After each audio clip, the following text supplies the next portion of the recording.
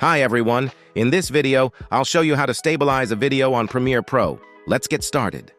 First, open your project and drag the clip you want to fix onto your timeline. As you can see here, I have a very shaky video of a walking ostrich. To fix this, head over to the Effects panel and search for Warp Stabilizer by typing it into the search bar.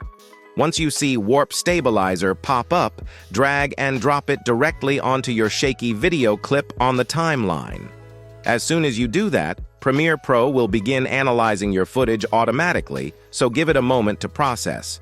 You'll see the progress in the Effect Controls panel. While Premiere is analyzing, it's going through every frame to figure out how to stabilize the motion. After the analysis is complete, you'll notice the Warp Stabilizer applies the default settings, which work for most situations. But if you're not satisfied with the result, you can tweak the settings in the Effect Controls panel. You can change the smoothness level or try different methods under the Stabilization drop-down to get the look you want. Keep in mind that stabilization may crop the edges of your footage slightly, so check the final framing of your shot to make sure it looks how you want.